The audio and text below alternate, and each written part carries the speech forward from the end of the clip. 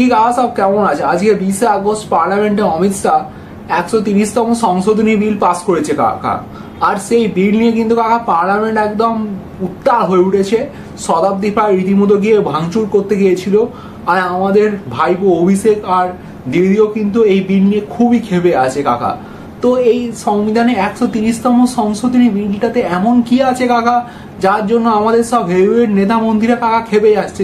চলো কাকা দেরি না করে এই বিলটা সম্বন্ধে বলা যাক। তো কাকা এই 130তম সংশোধনী বিলে কি বলা হয়েছে কাকা?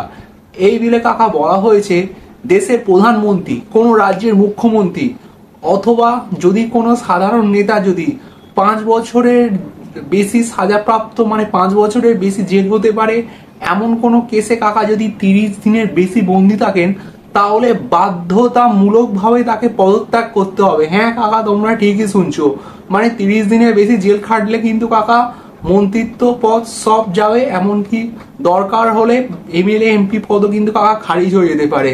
তো কাকা এই বিলে কি বলা আছে চলো কাকা আরেকবার ভালোভাবে জেনে নি। এই বিলে কাকা বলা হয়েছে, এই বিল অনুযায়ী কোনো রাজ্যের প্রধানমন্ত্রী, মুখ্যমন্ত্রী বা কোনো সাধারণ মন্ত্রী যদি 5 বছর বা তার বেশি সাজা খাটেন 30 দিনের বেশি, তাহলে তার সব পদ চলে যাবে কাকা। এমনকি কিভাবে এই পদ যাবে? কোনো রাষ্ট্রপতি, প্রধানমন্ত্রী বা কেন্দ্রীয় মন্ত্রীদের অপসারণ করতে পারবেন, মুখ্যমন্ত্রী রাষ্ট্রপতির পরামর্শক্রমে রাজ্যের মন্ত্রীদের অপসারণ করতে পারবে কাকা, আর রাজ্যপাল রাজ্যের মুখ্যমন্ত্রীকে অপসারণ করতে পারবে, আর লেফটেন্যান্ট গভর্নর কেন্দ্রশাসিত অঞ্চলের মুখ্যমন্ত্রীকে অপসারণ করতে পারবে কাকা। ঠিক আছে।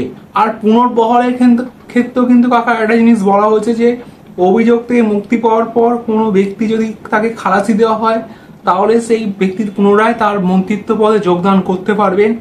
আর এই সংশোধনী বিল কাকা সংবিধানের 75, 164 এবং 239 অনুচ্ছেদ সংশোধনী প্রস্তাবটাকে সংশোধন করে কিন্তু কাকা ঠিক করা আনা হচ্ছে। ঠিক আছে। আর এই বিল নিয়ে মূলত বিরোধিতা কারা করছে? এই বিল নিয়ে মূলত বিরোধিতা করছে আমাদের তৃণমূল কংগ্রেস আর ওয়াসিউদ্দিন সিদ্দিকী, যিনি হায়দ্রাবাদের AIAM এর নেতা। ঠিক আছে, মূলত এরা দুজন করছে।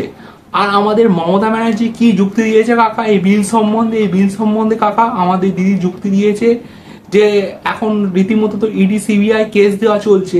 তো ধরুন কোনো হেভিওয়েট নেতা মন্ত্রী যদি 30 দিনের বেশি জেল খাটে, তাহলেই তাকে মন্ত্রিত্ব থেকে সরাতে হবে, মানে তাকে কোনো পদে বহাল রাখা যাবে না।